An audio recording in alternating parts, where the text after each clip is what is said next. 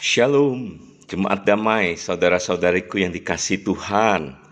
Tidak terasa ya, bulan berganti bulan, dan hari ini sudah kita masuki bulan kelima di tahun 2024 ini. Saudara, pernahkah saudara merenungkan dalam perjalanan iman saudara sebagai orang percaya? Berapa tahun saudara sudah menjadi orang percaya?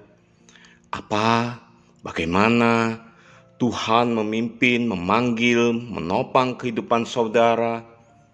Apa yang telah terjadi dalam kehidupan iman saudara selama beberapa tahun di dalam saudara mengikut Tuhan? Pelayanan demi pelayanan sudah saudara lakukan? Aktivitas demi aktivitas untuk memuliakan Tuhan sudah saudara lakukan?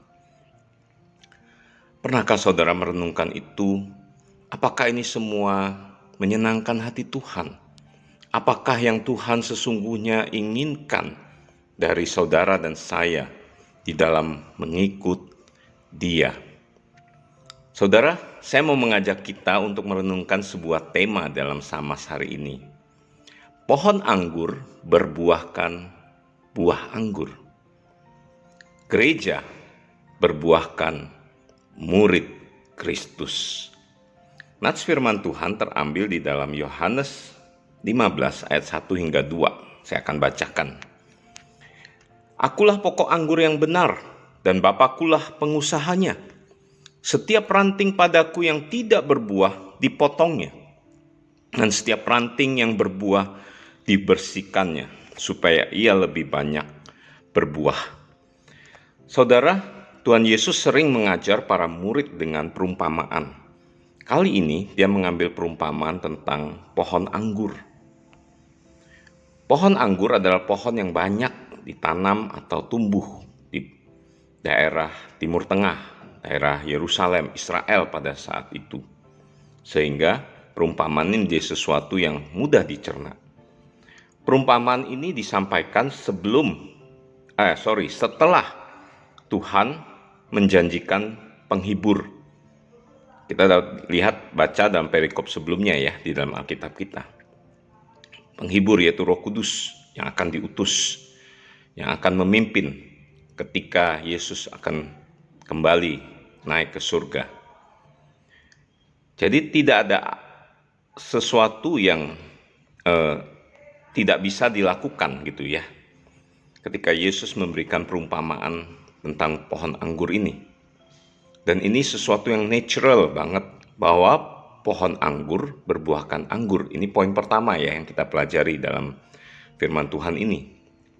Tidak mungkin kan pohon anggur berbuahkan apel, berbuahkan jeruk. Jadi pohon anggur pasti berbuahkan anggur. Demikian pula dengan gereja Tuhan. Dengan ada janji tentang penghibur, saya mempercaya bahwa ada Roh Kudus yang tinggal di dalam kehidupan gereja, yaitu tubuh Kristus ini, murid-murid atau anak-anak Tuhan yang telah dipanggil ini. Gereja dipanggil untuk menghasilkan buah. Apakah buah dari gereja? Ya, buah gereja adalah murid Kristus. Saudara, kalau kita tadi menyetujui bahwa pohon anggur berbuahkan anggur, gereja berbuahkan murid Kristus. Gereja bukan berbuahkan kehebatan pelayanan, mimbar, kehebatan pelayanan, ibadahnya. Bukan juga menampilkan tentang kehebatan gedung gerejanya. Wow, ada aktivitas di sana, di sini, dan seterusnya. Bukan, saudara. Itu bukanlah indikator dari buah gereja. Indikator dari buah gereja adalah murid. Lalu pertanyaannya, untuk apa kalau gitu kita bersusah payah melayani, melakukan aktivitas ini dan itu? Seolah-olah tidak berguna? Tidak, saudara. Saya tidak mengatakan seperti itu. Semua aktivitas pelayanan itu menjadi berguna. Itu semua adalah media, perantara, perangkat. Untuk apa? Untuk menuju kepada menghasilkan buah murid Kristus. Semakin murid dihasilkan semakin banyak, tentu diperlukan media-media untuk boleh para murid menjangkau murid-murid yang lainnya melalui aktivitas pelayanan-pelayanan yang ada tersebut. Kita dapat mengemas sedemikian rupa, seperti halnya tadi ya, kalau kita baca dalam ayat kedua. Setiap ranting itu dibersihkannya supaya ia lebih banyak berbuah. Jadi ada tindakan pembersihan, ada aktivitas pemupukan, pengairan dan sebagainya yang perlu dilakukan. Supaya apa? Berbuah banyak.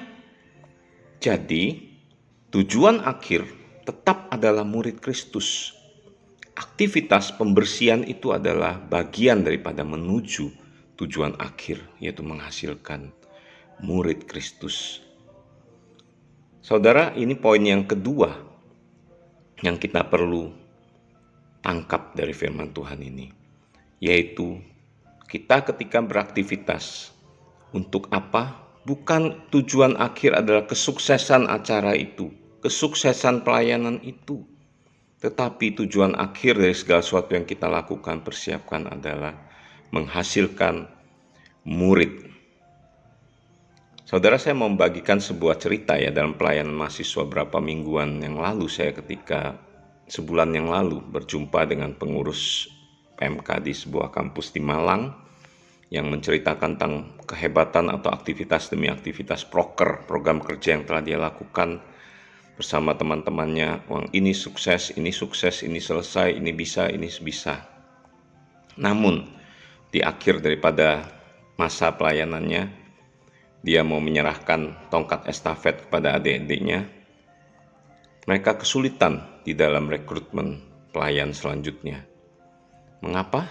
Karena mereka merasa kelelahan, kecapean, exhausted, penuh jadwal kuliah dan pelayanan bertumpuk. Lalu saya tanyakan, apa visi dari PMK ini, pelayan mahasiswa Kristen kalian? Menjadi administrator profesional yang setia dan berkarakter Kristus. Wow, saya bilang ini indah sekali visi ini. Nah, pertanyaannya, adakah aktivitas kalian atau pelayanan kalian, proker kalian menuju kepada pembentukan karakter Kristus, menjadi murid Kristus? Yuk, saya bilang, daripada kita banyak beraktivitas yang melelahkan, mari kita fokus sekarang di dalam pelayanan yang menghasilkan murid yang berkarakter Kristus. Kalau resource-nya terbatas, ya jangan banyak-banyak aktivitasnya. Kita kerjakan semampu yang kita bisa lakukan, tapi fokus kepada pembentukan karakter murid Kristus itu. Saudara, maukah engkau di dalam perenungan perjalanan iman sampai hari ini, apa yang sudah kita kerjakan? Apa aktivitas kita selama ini? Kita kembali kepada panggilan mula-mula. Yesus memanggil para murid untuk menghasilkan murid. Maukah saudara merenungkan ini dan menjawab panggilan Tuhan, menjadi murid yang memuridkan, menghasilkan murid-murid Kristus selanjutnya, sehingga apa yang kita lakukan, kesibukan kita, pelayanan kita, semua terfokus kepada menghasilkan murid Kristus. Maukah saudaraku, ada hal-hal yang bisa kita banyak kerjakan, dan dalam sama-sama yang lalu kita sudah belajar bagaimana proses pemuridan itu. Maukah saudara melakukan itu? Kembali kepada panggilan Kristus untuk berbuah anggur, kalau pohon anggur. Kalau gereja berbuahkan murid Kristus. Mari kita berdoa. Tuhan, terima kasih untuk firman-Mu. Kau memanggil kami untuk menjadi pohon anggur yang berbuah, ranting-ranting yang berbuah anggur. Kau memanggil kami menjadi gereja Tuhan yang menghasilkan buah, yaitu murid Kristus. Tolong kami Tuhan, pimpin kami untuk melakukan panggilan ini. Demi Kristus kami berdoa. Amin.